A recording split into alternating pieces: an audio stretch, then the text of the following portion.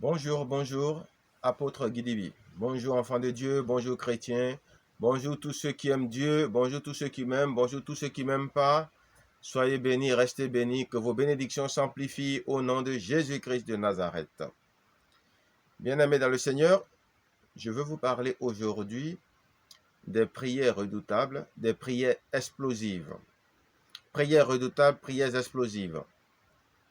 Comment savoir qu'on fait une bonne prière, qu'on prie une bonne prière, et que la prière qu'on est en train de prier, elle est vraiment catastrophique pour les démons, elle est vraiment terminator pour les démons, ou elle est vraiment nucléaire ou thermonucléaire pour les démons. Il y a des façons de le savoir, et on le sait souvent de façon empirique. Vous pouvez lire une prière avec de belles paroles, et quand vous serez en train de la prier, vous allez dire non, là, Dieu lui-même sera content de mes prières. J'ai utilisé des gros mots, j'ai fait preuve de gros monisme, j'ai dit des choses vraiment. Lui-même, il sait que son enfant parle français et que son enfant vraiment a été incroyable. Et ça peut faire piche devant les démons. Les démons peuvent rire comme les extraterrestres. Pourquoi? Parce que ça ne leur fait aucun effet. D'abord, ce qu'il faut savoir, c'est que c'est la parole de Dieu qui fait de la prière une arme redoutable. Je vais faire un enseignement dessus et je vais lire exactement ce que Dieu a dit dessus. Mais là, je parle de ça comme une forme d'introduction parce que déjà une prière dans laquelle il n'y a pas la parole de Dieu, elle n'est pas vraiment redoutable à la seule condition que la personne qui est en train de prier est vraiment ointe. De telle façon que ces paroles sanctifiées qui sortent de sa bouche ont aussi un effet de parole de Dieu, dans le sens où nous savons que Dieu veille sur la parole de ses serviteurs pour les accomplir. Et c'est en cela justement que même malgré cela, il faudrait ajouter à nos prières que nous écrivons, que nous proclamons, que nous lisons, la parole de Dieu. Donc, des extraits de la Bible qui sont les paroles de Dieu, il faudrait les rajouter. Et c'est cela qui va donner à vos prières une puissance incroyable. Plus vous dosez vos prières de paroles de Dieu, plus vos prières sont redoutables, précises et thermonucléaires. Ça, c'est quelque chose qu'il faudrait savoir pour les prieurs et pour ceux qui écrivent.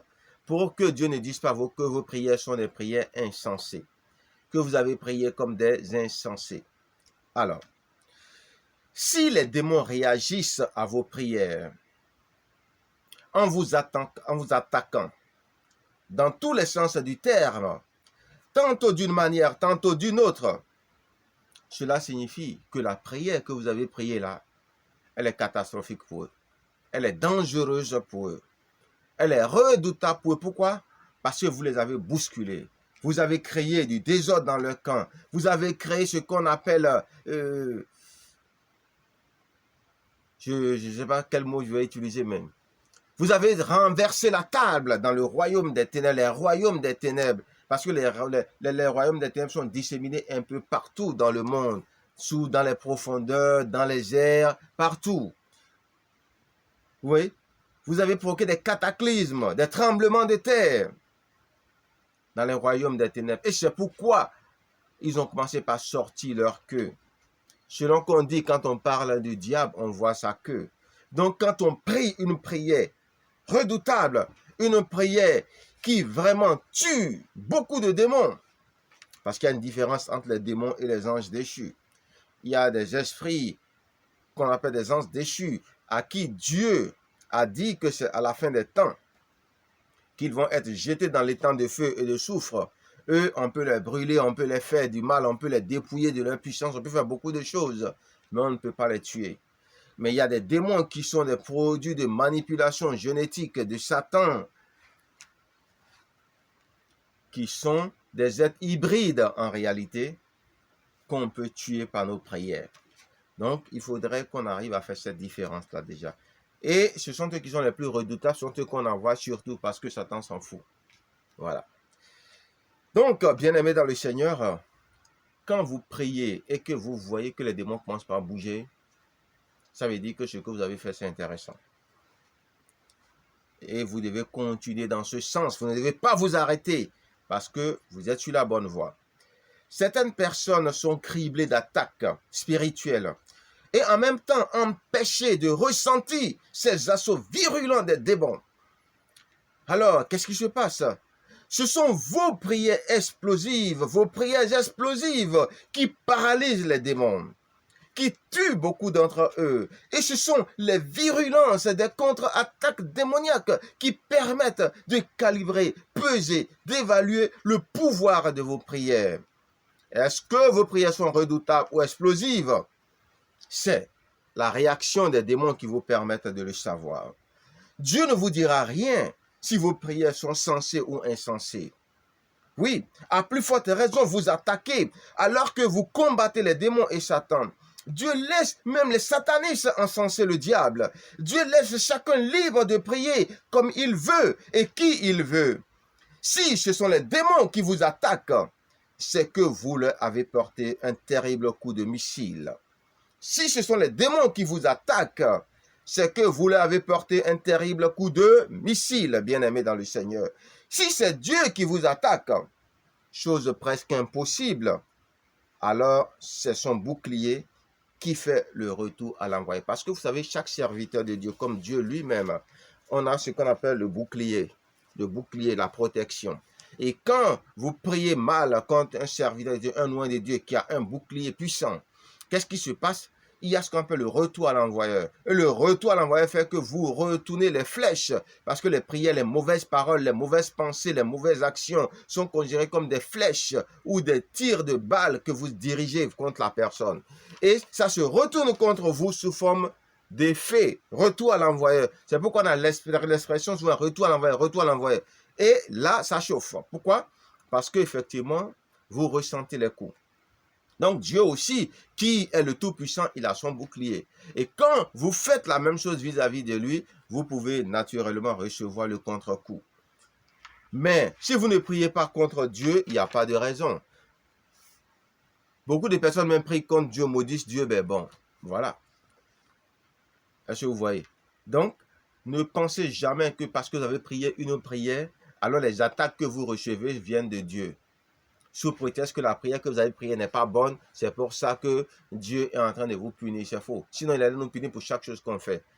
La levée de la condamnation nous couvre et nous protège de beaucoup de choses. Ce sont les démons, au contraire, qui, vu les dégâts que vous avez causés dans le camp, à cause de vos prières redoutables, explosives, thermonucléaires et nucléaires, si possible, qui vous attaquent. Ou balistiques même, on dirait. Alors, le seul combat de tous les temps contre Dieu, c'est celui que tout le monde connaît, c'est-à-dire celui qui a eu lieu dans les cieux avec la chute de Satan et un tiers des anges que Dieu a déchus. Je voyais Satan tomber du ciel comme un éclair. Je voyais un tiers de mes anges déchus tomber du ciel comme des éclairs, dit le Seigneur. C'est le seul combat de tous les temps où la place de Dieu a été convoitée par Satan en vain. Dieu est comme Dieu. Qui est comme Dieu? Qui est comme Dieu? Qui est comme Dieu? Qui est plus fort que Dieu? Nul n'est comme Dieu. Nul n'est plus fort que Dieu, disait Michael. Vous vous rappelez? Personne n'est comme Dieu. Et Satan a osé défier Dieu. Et ça, il y a eu combat dans le ciel. Et ce combat-là, c'est le seul dont nous avons souvenir qui a pu avoir lieu entre Dieu, c'est-à-dire les anges de Dieu, et Satan et ses anges, qu'il a corrompus, justement. Mais après cela, il n'y a plus jamais eu de combat entre Dieu et le diable. Même la mort du Christ, la résurrection du Christ n'est pas un combat. C'est un processus à travers lequel Jésus-Christ a dépouillé Satan. Il a dépouillé Satan. Il a publiquement humilié. Il n'y a pas eu de combat. Est-ce que vous voyez? Voilà. Donc, ça, il est important de comprendre cette réalité. Il est important de savoir ça. C'est très important. Alors, donc, je disais que la marque que Dieu est tout-puissant la marque que Dieu est tout-puissant réside dans le fait justement qu'il ne s'abaisse pas à combattre Satan lui-même. Non, non, non, non, il ne fait pas ça. C'est pas son truc. Il est trop au-dessus de tout ça là pour le faire. Est-ce que vous voyez un peu? Donc, c'est incorrect et faux de croire que si on laisse Satan tranquille, il va nous laisser en paix. C'est occulté qui a commencé la guerre. Satan est l'instigateur de la guerre. Qui a commencé la guerre qui perdure depuis qu'elle a été déclenchée dans le ciel? C'est Satan et ses démons, les chercheurs d'histoire. Même si vous laissez les démons tranquilles, ils vont vous attaquer, vous voler, vous détruire, vous tuer s'ils le peuvent. Les démons sont comme des robots obsolètes. Ils ne peuvent pas s'empêcher de faire du mal en faisant croire qu'ils veulent faire du bien, bien-aimés. Les démons sont comme ça. Ils sont programmés pour faire du mal et ils ne connaissent que le mal et ils ne feront que du mal, peu importe ce que vous faites. Donc ne vous trompez même pas. Pourquoi que si vous les laissez tranquilles, ils vont vous laisser tranquilles. Ça, c'est une grosse erreur. C'est une erreur monumentale et mortelle. Les démons appellent mal ce qui est bien et bien ce qui est mal. Les démons abominent le genre humain. Les hommes sont regardés par eux comme des parasites, des vers de terre, des esclaves, des obstacles, des extensions de la droite triomphante de Dieu. Le bras de Dieu, ils ne peuvent rien contre Dieu, mais ils peuvent quelque chose contre l'extension de la droite triomphante de Dieu qui sont les hommes. Alors, qu'est-ce qui se passe? C'est trop pour eux que non seulement ils ne peuvent rien contre Dieu, mais que Dieu est encore une prolongation de sa droite triomphante. C'est pour ça les démons nous combattent. Ils ont de la haine pour nous. Ils nous ont en aversion. Donc, il est très important qu'il faut donc tout couper pour court-circuiter Dieu, disaient les démons. Vous voyez? S'ils détruisent tous les hommes, alors ils ont gagné d'après eux. Et c'est pourquoi ils sont en train de nous faire beaucoup de mal. Et il n'y a rien qu'on va faire avec eux pour qu'ils ne puissent pas nous détruire. Parce que le problème, c'est entre eux et Dieu. Ce n'est pas entre eux et nous. Et nous sommes ce qui fait qu'ils n'arrivent pas justement à gagner cette affaire-là, d'après eux. Et c'est pourquoi ils veulent nous détruire. Voilà. Donc, c'est la guerre, mes frères, vous devez le savoir. Les démons ont plusieurs longueurs d'avance sur nous. Ne laissons pas le diable prendre avantage sur nous. Travaillons à empêcher le diable de nous dévancer. Le diable se démène comme un lion pour garder son avantage quand il prend avantage sur les hommes. Prière, jeûne, méditation, études bibliques, lecture biblique, épîtres de Paul, évangile. Voilà, toutes ces choses sont des armes qui nous permettent justement de ne pas donner au diable de prendre avantage sur nous. En plus de cela, avoir les bonnes habitudes, éviter les rancunes, les rancœurs, les offenses, les hauteurs, les ingratitudes, les hypocrisies, les colères, toutes ces choses-là. Vous voyez, les oppositions, les rébellions. Quand on fait le travail d'éviter toutes ces choses, oui, ça va.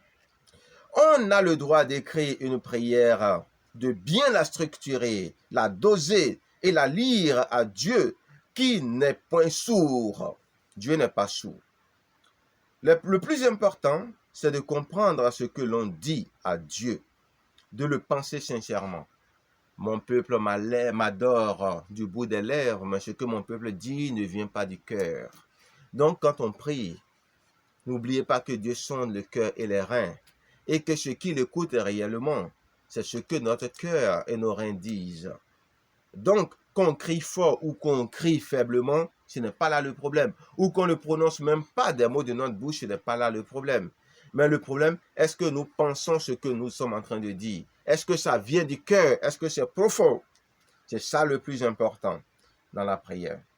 En plus de ce que, il faut que nos prières contiennent les paroles de Dieu, qui sont des armes redoutables. Est-ce que vous voyez un peu bien? Donc, ça, je vous dis clairement qu'il est important de prier et de faire intervenir son cœur et non uniquement ses lèvres. Sinon, c'est qu'on a parlé pour ne rien dire. Nos frères d'autres églises ont été critiqués parce qu'ils récitent la prière. Dieu n'a pas de problème avec cela. C'est l'inefficacité de la prière qui pose problème. Si tu parles pour ne rien dire, Jésus-Christ ne te répond pas. Tantôt d'une manière, tantôt d'une autre. Parce que tu as parlé pour ne rien dire. Mais si tu dis des paroles sensées, correctes, qui méritent réponse ou action, alors Dieu agit pour te peser et plus précisément te balancer, te compter, te peser. Alors Dieu règle tout ce qui ne va pas dans ta vie pendant que tu es en sa présence en train de prier. Et si possible, même si c'est un travail qui doit s'opérer dans la durée, alors il prend le temps de faire le travail, mais au moins il est informé que tu as un problème et il se met au boulot. Donc, voilà, il est important. Et nous savons aussi que Dieu siège dans la louange et l'adoration. Donc la prière, la louange et l'adoration, ce sont ces moments-là où nous prenons le temps d'alerter Dieu si vraiment ce qui se passe autour de nous, ce qui se passe dans notre vie et ce qui se passe aussi dans notre corps. Dieu nous passe au scanner et il voit tout ce qui ne va pas. Et puis là, il commence par les répondre parce que nous sommes à sa présence. Les démons et Satan ne connaissent que deux langages, la force et la ruse. Les démons et Satan ne connaissent que deux langages, la force et la ruse. Que le meilleur gagne, même si le diable n'abandonnera jamais jusqu'à la fin des temps. Le diable n'abandonnera jamais. Parce qu'il est obsolète et il a choisi une voie, il ira jusqu'au bout. C'est lorsque Dieu va le récupérer, le faire brûler dans l'étang de feu et de soufre, que tout ça va s'arrêter, bien aimé. Donc, il faut que nous le sachions. Même en enfer, Satan n'abandonnera jamais. Il traitera Dieu de lâche, qui refuse de l'affronter et blasphémera, blablabla, blablabla, blablabla. Nous le connaissons très bien dans ses façons d'agir et ses façons de faire. Donc, voilà, mais ça n'empêchera pas Dieu de faire ce qu'il a à faire aussi, bien aimé, et ça c'est important. Les paroles écrites plus paroles orales font durer les prières, pour les rendre intenses, moins ennuyeuses et vivantes. Quand vous priez une prière, c'est-à-dire lire une bonne prière, il faut ajouter à cette lecture vos prières orales, personnelles. C'est-à-dire quoi? Vous avez par exemple écrit beaucoup de prières, vous les avez bien dosées avec la parole de Dieu, tout ça là, les parties de la parole qui sont liées à vos problèmes, tout ça, vous avez tout mis, vos propres paroles, tout ça. Parce que peut-être quand vous allez prier personnellement, vous allez faire peut-être 5 minutes, 10 minutes, vous n'aurez plus rien à dire. Et les prières que vous avez écrites, quand certains les lisent, ça peut être 30, 45 minutes, peut-être 1 heure de temps en la présence de Dieu, ce qui n'est pas mauvais. Donc, quand vous voulez prier, il faut déjà commencer par dire à Dieu tout ce que vous voulez lui dire personnellement. Comme ça, ce qui vous vient à cœur, tout ça, vous le dites, vous le dites, vous le dites. Et maintenant, quand vous finissez de dire tout ça, vous prenez maintenant vos prières et vous commencez par les lire. Et en les lisant, vous allez voir qu'il y a quelque chose d'intéressant qui va se passer. D'autres choses vont vous venir à cœur. Et vous allez profiter, vous allez les dire, vous allez les dire, vous allez les dire, continuer. Et c'est ce qui va vous permettre de faire durer votre prière. D'autres personnes utilisent ce processus-là en ayant une Bible dans la main. Et quand elles priaient jusqu'à après, elles prennent la Bible, elles ouvrent, elles lisent, et ça les inspire, ça leur donne des idées, et ça leur permet de continuer. D'autres prennent les psaumes. Ça a la même valeur que les psaumes, les prières qu'on écrit quand on est loin. Pareil. Si on lit les psaumes, on peut lire nos prières. On peut lire les prières que d'autres personnes nous donnent, qu'on lit et qu'on estime que les prières sont bonnes et qu'il n'y a rien de mauvais dedans, qu'il n'y a rien de démoniaque, de satanique dedans. Voilà. On peut les adapter à notre sauce spirituelle et les prier correctement. Donc, il est important, quand vous priez une prière, de faire très attention à ce que vous devez aussi apporter vos paroles, de telle façon que vous ne perdez rien. Parce que c'est de toute façon ces paroles-là que vous devez dire.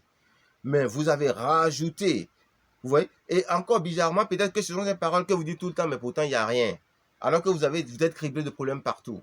Et vous commencez par lire ces prières-là, à ajouter à vos paroles que vous avez prononcées, et vous constatez que les démons ne commencent pas à vous attaquer. Ça veut dire effectivement qu'il y a quelque chose de nouveau qui se passe. Il y a une puissance, un pouvoir spirituel de prière qui s'est ajouté à ce que vous êtes en train de faire et qui commence vraiment par les fatiguer. Et quand on est dans ce genre de choses, il ne faut pas arrêter. Peu importe la manière dont les démons nous intimident. C'est très, très, très important. Donc, quand vous priez une prière, c'est-à-dire lire une prière, une bonne prière, il faut ajouter à cette lecture vos prières orales personnelles. Ainsi, vous priez beaucoup plus. Vous ne perdez rien. Dans tous les cas, vous avez prié vos prières. Vous pouvez commencer par dire à Dieu tout ce que vous voulez lui dire d'homme à Dieu, puis commencer par lire les prières pour faire durer vos prières. C'est ce que nous faisons quand nous lisons les psaumes. Les prières écrites ont la même valeur que les psaumes quand elles sont inspirées de Dieu, le Saint-Esprit, ou quand elles sont écrites par les hommes. Si on peut valider les psaumes, alors on peut aussi valider les lectures de prières écrites sous inspiration divine. Quand vous recevez une prière d'un loin de Dieu, analysez-la bien pour voir si elle ne glorifie pas le diable par hasard. Si toutes les paroles sont des attaques contre Satan et ses démons, alors c'est bon. Le combat peut commencer. Mais si c'est le diable qui est élevé et Dieu rabaissé, alors c'est une mauvaise prière. Vous laissez vous jeter ça dans la poubelle. Quand vous lisez une prière qu'un homme de Dieu vous a donné, tout ça, et que vous voyez que dedans, c'est l'apologie du diable qui est faite, mais vous la jetez à la poubelle. Celui-là, ce n'est pas un serviteur de Dieu. Mais si c'est le diable qui est attaqué, combattu, et que les enfants de Dieu sont bénis, Dieu est béni, glorifié dedans, ne dites pas que c'est une mauvaise prière. Alors quand vous la faites et vous êtes attaqué, ne dites pas que c'est parce que la prière est mauvaise. Ça veut dire que vous avez un problème de raisonnement. Vous avez un problème de raisonnement. Voilà. Donc, il faudrait que vous compreniez cela, bien-aimés. Donc, je disais, on est membre de l'Église du royaume de Dieu en Christ Jésus. On est lumière et enfant de la lumière du monde qu'est l'Éternel. On est feu dévorant et enfant du feu dévorant qu'est l'Éternel aussi. Le seul Dieu vivant qui réside à l'étang de feu, qui résiste à l'étang de feu et de soufre. L'unique vrai Dieu que rien ni personne ne peut consumer. Le soleil levant, le feu des feux, la lumière des lumières, la puissance des puissances, le plus fort, le très haut, le très grand, le très large, le très profond, l'Éternel, le Dieu de toutes les grandeurs, le tout grand. Il ne faut jamais cesser de prier, sinon c'est fichu pour nous. Prions sans cesse, gardons la foi, persévérons dans la foi et la prière. Travaillons notre amour selon Dieu, qui est une culture, un mode de vie et non un sentiment passager, une émotion. Toutes les émotions ou sentiments passent un jour ou l'autre. La limite entre l'amour émotionnel, sentiment et la haine est mince. Les émotions sont changeantes et nous impactent tantôt d'une manière, tantôt d'une autre. Tout ce qui implique de l'émotion change pour un oui ou pour un non. Ce n'est pas une vie, c'est une illusion de vie. L'amour que Dieu nous propose est sans émotion. C'est un mode de vie. C'est extérieur à nous, à nos émotions. Ça n'attend rien de personne. Ce n'est déterminé par rien du tout qui est intérieur à nous. Bien-aimés, vous voyez, tout ce qui est extérieur à nous est bon. Tout ce qui est amour, qui n'implique pas nos sentiments, nos émotions, est bon. C'est durable. Mais dès que ça fait intervenir des sentiments, des émotions, il y a problème. Ça devient changeant. Ça devient changeant. Ça devient changeant. Ça devient changeant, bien aimé. Il est important de le savoir. Donc, ce n'est déterminé par rien du tout qui est intérieur à nous. C'est cela le vrai bonheur, c'est constant. Ce n'est pas changeant, mouvant, fluctuant. L'amour et les désirs humains sont bâtis comme des maisons sur du sable mouvant, alors que le modèle d'amour selon Dieu qui consiste à tout faire en fonction de soi et non des autres est bâti sur du roc, le rocher Jésus-Christ de Nazareth. L'amour désintéressé, l'amour qui n'attend rien des autres, l'amour fondé sur le désir de toujours faire du bien envers et contre tous est de Dieu, est résistant, est durable. Peu importe tout le mal qu'on nous fait, comme le disait quelqu'un, oh, si tu savais tout le mal qu'on m'a fait et qu'on me fait. Dieu exige qu'au nom de l'amour, de ne pas tomber dans le piège du diable. Aimons-nous envers et contre tous. Aimons les autres envers et contre tous. Nous devons aimer envers et contre tous. Continuons toujours de faire du bien envers et contre tout. Peu importe tout le mal que l'on nous fait, le bien et l'amour sont des impératifs divins qui ne sont conditionnés par rien du tout. Le bien et l'amour du prochain ne sont pas conditionnels. Dans tous les cas de situation, aimons toujours nos prochains.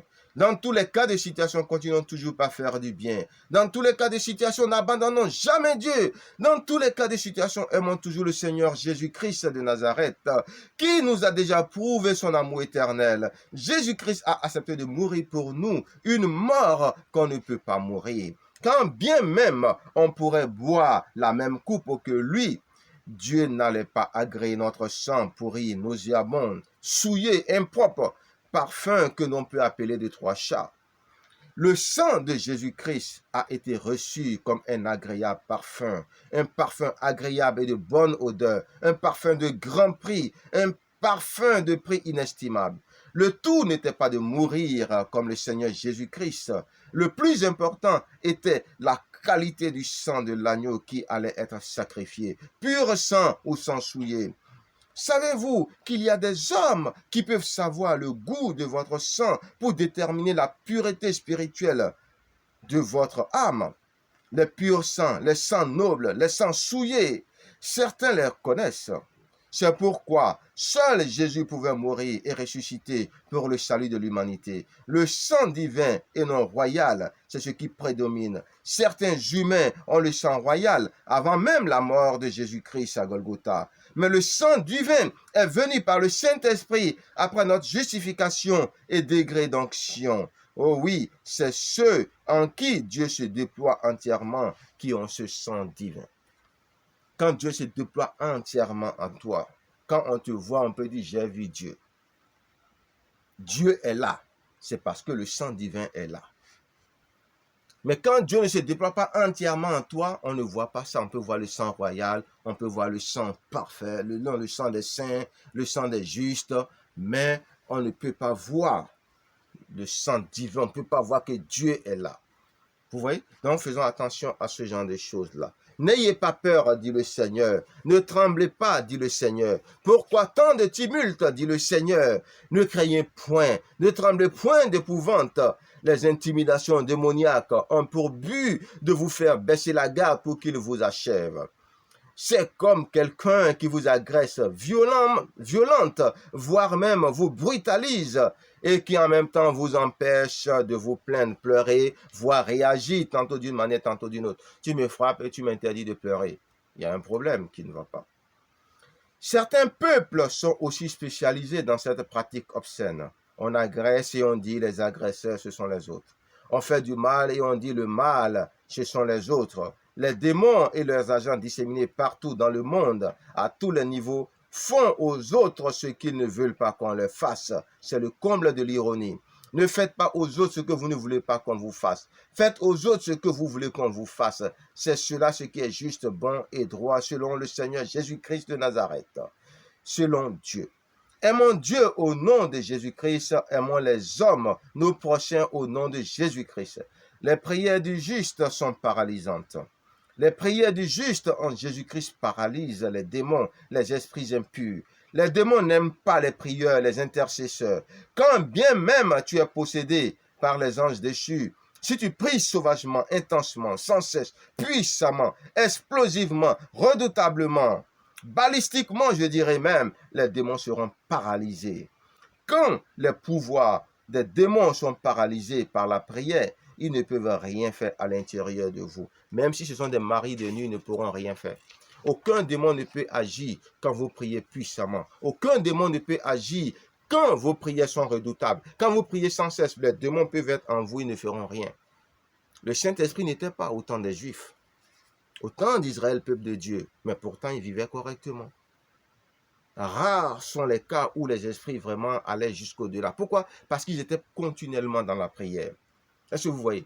Donc, il est important de savoir que dans votre intérêt, vous devez prier sans cesse. Vous devez lire la parole. Vous devez être toujours avec la Bible qui doit être votre livre de chevet. Vous devez lire continuellement la Bible, sans cesse la Bible. Moi, j'ai connu des gens qui seulement étaient en train de lire la Bible et un jour, Dieu a commencé par leur parler. Boum! Vous voyez? Il est très important de toujours lire la Bible, l'écouter en audio aussi si on est paresseux. Parce que ça a le même effet. S'il y a des démons à l'intérieur, ils ne vont pas supporter la parole, là, ils vont dégager. Et Dieu a validé aussi le processus. Est-ce que vous voyez un peu, bien aimé? Donc, il ne faut pas avoir peur des démons. Quand vous priez une prière, il commence par remuer la queue, sachez que ça veut dire que vous êtes sur la bonne voie. Persévérez, continuez, faites-vous enseigner, jeûnez. Est-ce que vous voyez? La délivrance et la prière et l'enseignement permettent les délivrances. Mais la colère aussi, faites très attention à la colère. Parce que la colère ouvre des droits aux démons dans nos vies. Faites très attention à ça. La colère, elle réveille des anciennes blessures, des vieilles blessures, et elle ouvre la porte, des droits aux démons. Et ça, c'est Dieu lui-même qui le dit. C'est pourquoi il dit on doit faire très attention à ça. Très, très, très attention à ça, bien-aimé. Donc, voilà un peu ce que je voulais vous dire. Et je vous souhaite une agréable journée. Que le Saint-Esprit vous aide à comprendre ce que je veux vous dire. C'était l'apôtre Guidibi. Soyez bénis. Que Dieu ouvre vos oreilles spirituelles. Que Dieu vous donne de comprendre un peu de ce que j'ai dit au nom tout-puissant de Jésus. Ciao, ciao.